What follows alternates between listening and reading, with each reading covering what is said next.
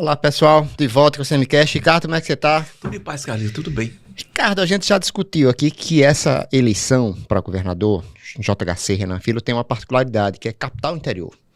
O JHC é muito forte na capital, o Renan Filho é muito forte no interior.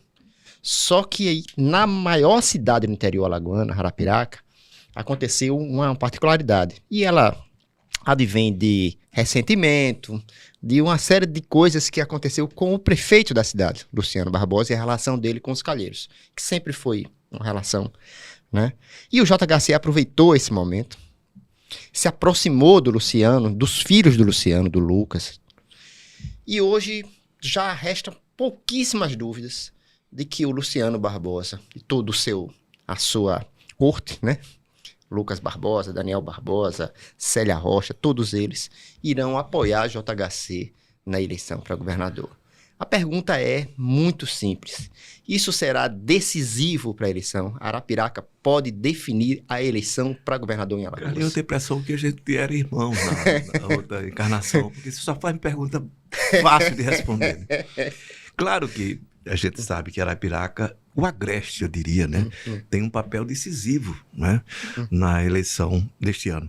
E vamos deixar claro, o Luciano vai apoiar Renan Pai e vai continuar. Os dois têm interseções que não foram seccionadas, né, mesmo com aqueles embates em que o Renan quis evitar, fez de tudo, né? E colocou sua tropa de choque em Arapiraca, Fábio Farias, Zé Vanderlei, para evitar que o Luciano fosse candidato a prefeito. E perdeu. Luciano terminou ganhando e ganhou com a ajuda de Arthur Lira. E ele vai apoiar os dois. Apoiar a ajuda de Arthur Lira significa lá em Brasília, né? Nos tribunais superiores. Porque aqui a gente tem engraçado. A nossa balança aqui é Renan e Arthur Lira, quem pode mais junto aos tribunais superiores. Há uma justiça independente. Até onde, cara pálida? Existem influências, e a gente sabe disso, políticas nos tribunais superiores, e sempre vai existir. Hoje, mais do que nunca, está evidente, né? E não é só influência política, é influência da grana também, muito pesada. No caso específico dessas eleições esse ano, o Luciano vai apoiar Renan Pai. Repito, eles têm interesses em comum que são e serão mantidos por necessidade de ambos, vou colocar dessa maneira, mas vai apoiar JHC, tá claro. O filho dele, Lucas, que não tinha mandato nenhum, vira um nome importante, quem sabe até para ser vice de JHC, mas está lá com o JHC no PSDB, foi dos primeiros nomes anunciados, e diga-se passagem, anunciado com um estardalhaço, porque sem dúvida nenhuma, quando você anuncia o Lucas Barbosa para o PSDB, você está dizendo que ele vai apoiar JHC para governador do estado, e o Luciano Barbosa também vai. Pode não ter, nesse primeiro momento, uma dedicação mais ostensiva à campanha do ex-prefeito de Maceió, mas vai ter. E ele, sem dúvida nenhuma, é a maior liderança política do Agreste. A gente, quando fala em Arapiraca, e a gente vinha conversando, né? Você lembrava o Ricardo Nezinho. O Ricardo Nezinho é um pedaço de Arapiraca, mas é um pedaço com potencial para eleger um deputado estadual. E acredito até que o Ricardo Nezinho tem um trabalho assistencial de muitos anos lá também. A direção do hospital lá de Arapiraca também era o irmão dele. Então, tem esse trabalho em família. E a irmã, que é vice, que foi empurrada goela abaixo do Luciano, que não a queria mais de jeito nenhum e teve que mantê-la, ainda que ela estivesse completamente escanteada da administração, como está. Então, vamos lá. Independentemente de qualquer coisa, você tem o apoio do Luciano Barbosa. Eu vou dizer uma coisa aqui, que muita gente coloca, eleição do interior contra a capital. Não é eleição do interior contra a capital. Obviamente, o JHC era prefeito de Maceió. E foi reeleito em 2024 com 83% de voto, numa sova que eu nunca vi igual na história política de Alagoas, pelo menos aqui eu acompanho. Não houve, né? As eleições sempre foram mais ou menos disputadas. O branco contra o preto, o vermelho contra o azul, mas dessa vez não, foi uma cor só, foi um banho de votos em que eu acho que o Rafael Brito até hoje procura, enfim, onde está, né, onde mora, porque do ponto de vista eleitoral, né, político, e não Foi um desastre. perdeu, né, o rumo completo. E foi uma bobagem. Qualquer um que fosse ali, muito dificilmente, talvez o Rui Palmeira, por ter sido prefeito, né, de Maceió, tivesse um recall ainda de uns 30%, vamos lá, 25%, 30%. Mas os demais, zero. Né? Basta ver a situação dos calheiros aqui em Maceió, que eles perdem e perdem para todo mundo. Vou citar o Davi Davino, mas vamos lá, convenhamos que o tamanho do Davi Davino para ser candidato ao Senado, gente, era desproporcional. Totalmente. Né? E ele humilhou nas urnas o senador Renan Calheiros aqui em Maceió. Mas, repito, não é uma disputa entre interior e capital. Agora, evidentemente, para a JHC conquistar uma parcela do eleitorado do interior é fundamental. E não por acaso, eu até escrevi um textinho esses dias, não sei se você viu, ele tem buscado vereadores do interior, né?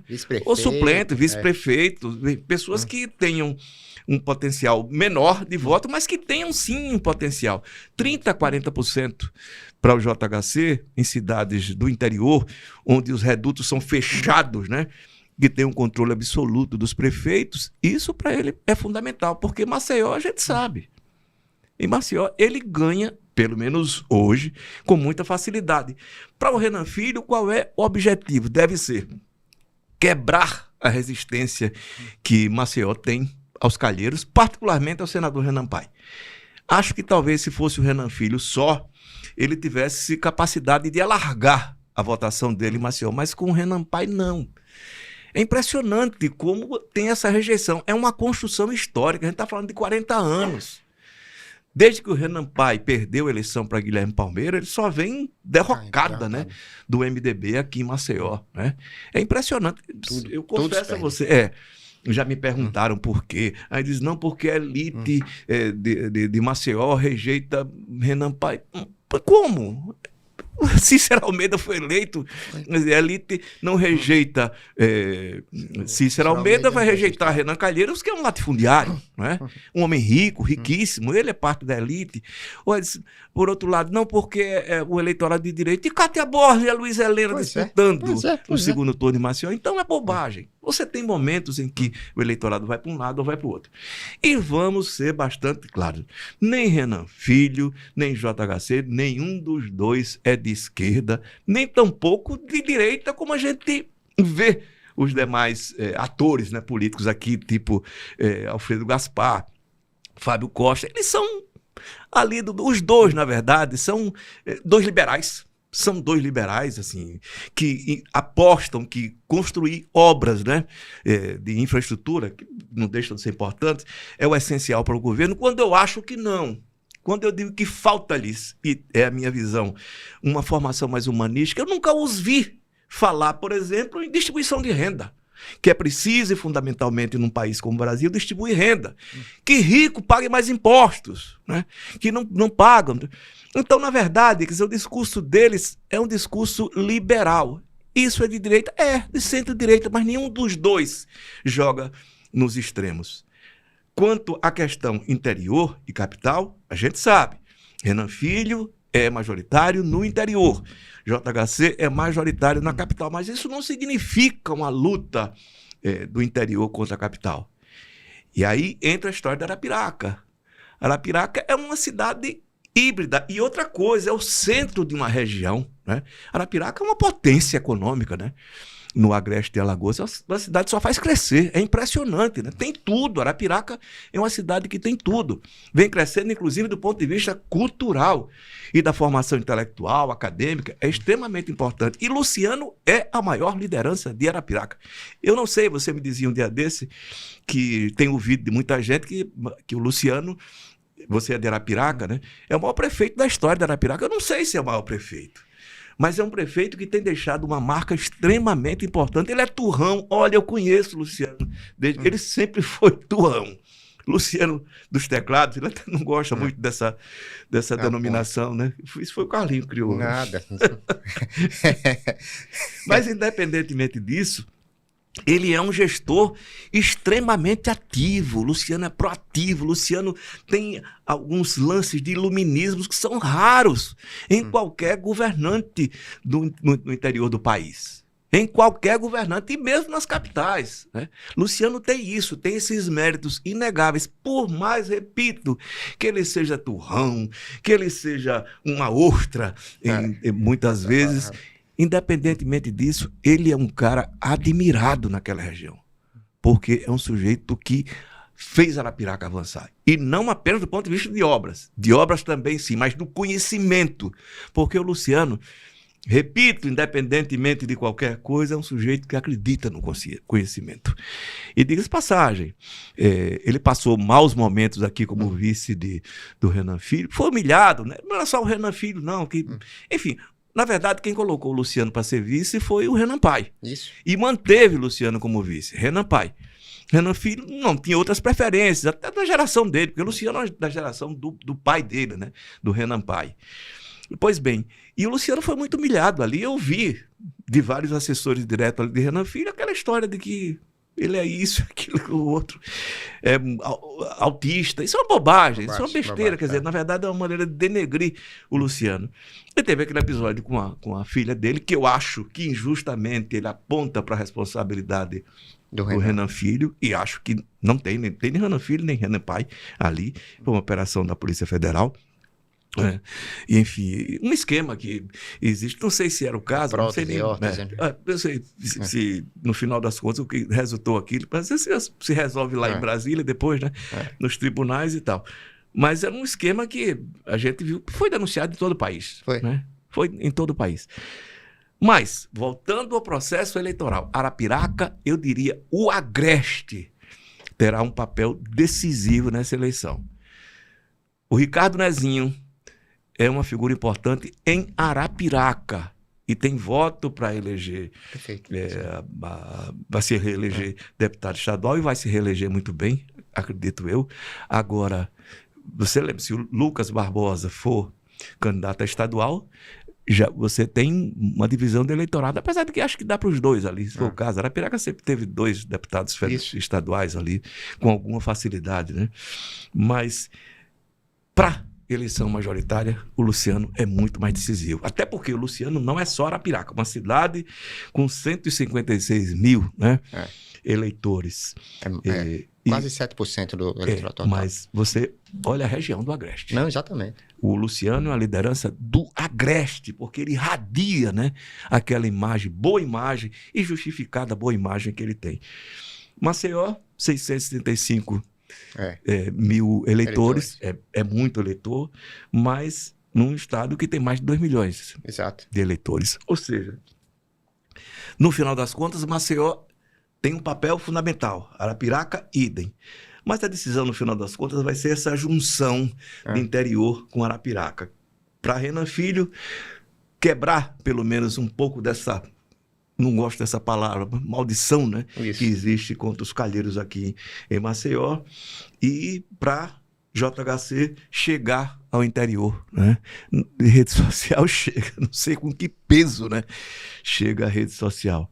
Mas, enfim, são os tempos, né, Carlinhos? Os tempos. Só Maceió e Arapiraca juntos têm 42% do eleitorado de Alagoas. Quer dizer, é um número admirável. E outro, o JHC também conseguiu um apoio importante nessa, você pegando a sua fala, do Agreste, que é do pessoal de Geraldo Ponciano, né?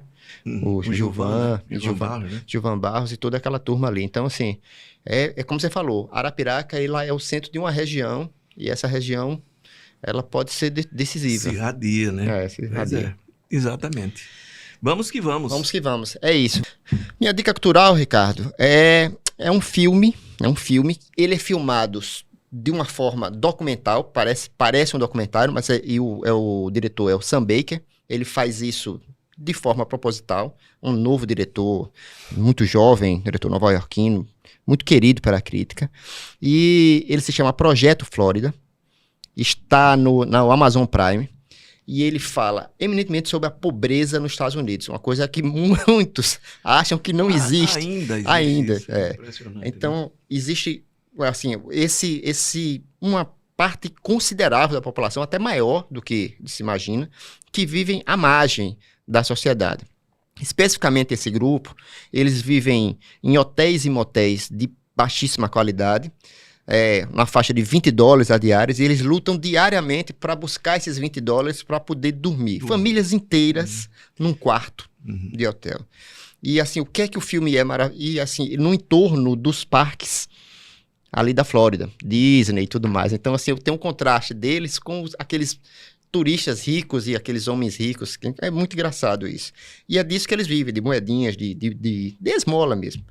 E aí o filme é contado sobre a ótica de uma menina, Murrow, de 8 anos. E é belíssimo o filme, a construção do filme.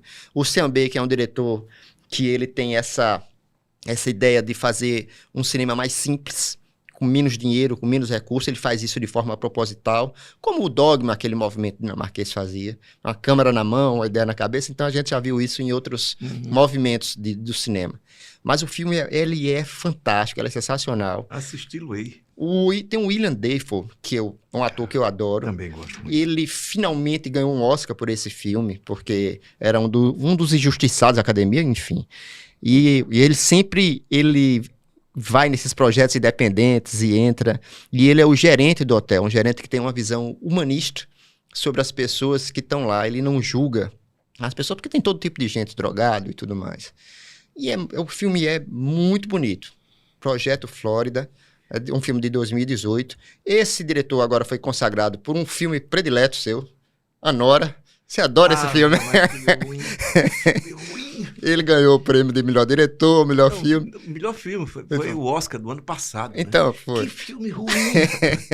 Esse diretor, eu sabia, eu digo...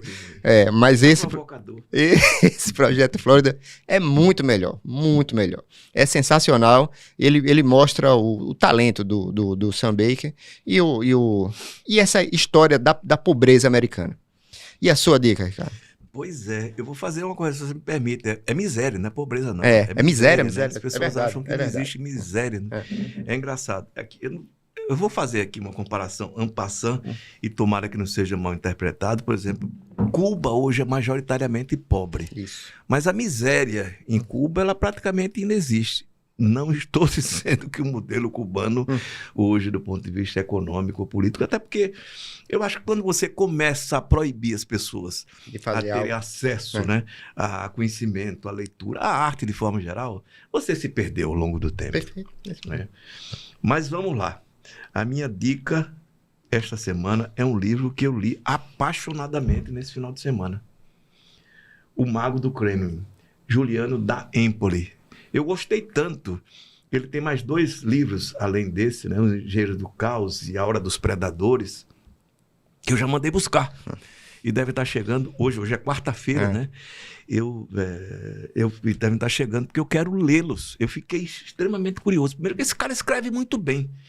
O Giuliano da Empoli, ele é um cientista político, foi assessor de um governante da Itália. Ele é francês, né? Estudou na França. Esse livro aqui, gente, recebeu o grande prêmio da Academia Francesa. Isso tem algum significado? Tem. Né? Tem. Porque o livro é bom. Você não consegue largá-lo. Ele conta a construção do Putin, Vladimir Putin, como personagem, né? E como esse autocrata assassino que ele vai se tornando. O livro é um depoimento, praticamente, na primeira pessoa, do mago do Kremlin, assim chamado Vadim Baranov, que, na verdade, o nome na ficção, né? Na verdade, na vida real, é Vladislav Surkov. E ele foi, de fato, assessor do Putin, estrategista, né? Era um cínico e que, no final da vida, eu diria até que tem um tanto aqui de Maquiavel atualizado. É o príncipe atualizado. E ele vai mostrando como o Putin foi se construindo. E com a ajuda dele e de outros assessores, tem outro, que é um Sequin, né?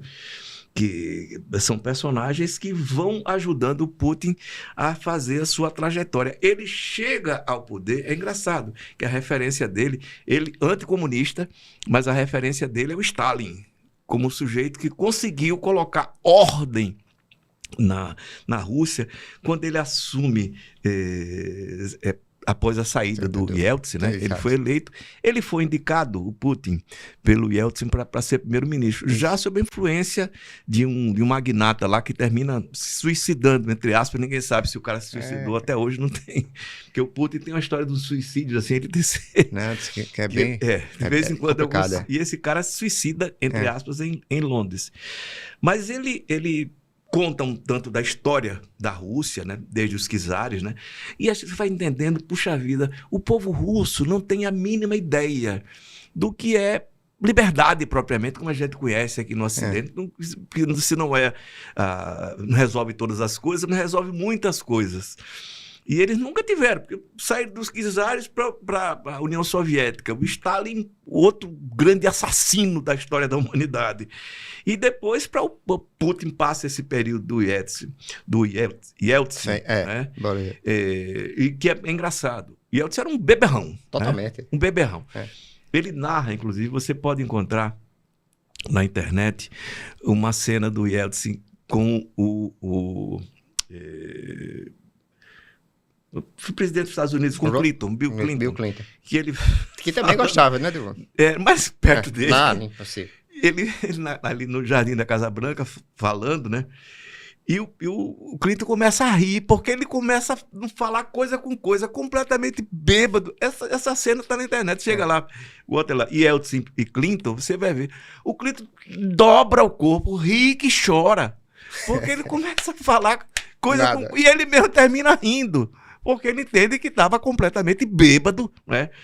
Mas assim, é engraçado que na reeleição dele, acho que em 1900 do Yeltsin, no final da década de 1990, ele teve um infarto. Ele teve 5 infartos ao longo da vida dele, mas ele não tinha condições, há uma semana, né, da eleição, de fazer um pronunciamento na televisão. Então, uma propaganda. O que foi que fizeram? Colocaram ele numa cadeira, amarraram ele numa tábua por trás aqui dele, uma tábua, para ele ficar ereto, e fizeram ele balbuciar. E aí entra a tecnologia, né? A tecnologia de televisão. O cara pega trechos dos discursos dele, do Yeltsin, e edita e fica parecendo que uma fala dita naquele momento. E no final do livro, repito que é muito bom, eu me empolguei mesmo, estou dizendo a vocês, porque eu gostei tanto que na mesma hora eu mandei buscar os outros. Ele mostra um futuro apocalíptico a partir das tecnologias, né, que existem hoje no mundo. Claro, você discutir, essa é uma premonição, sempre é um negócio meio complicado. Mas ele diz aqui, eu vou ler para vocês, é um trechinho de nada, que ele diz assim: sempre deveríamos olhar para a origem das coisas. Todas as tecnologias, isso é o personagem, tá? O Nabokov, não sei lá das quantas. Todas as tecnologias que surgiram em nossas vidas nos últimos anos têm origem militar.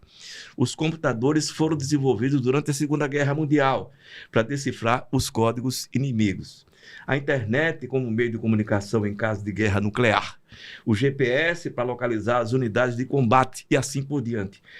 Todas essas tecnologias de controle foram concebidas para sujeitar, não para libertar. E eu me lembrando, eu leio isso aqui, que o Zuckerberg, né, dizia que quando o Instagram, era o Instagram, na época era o Facebook.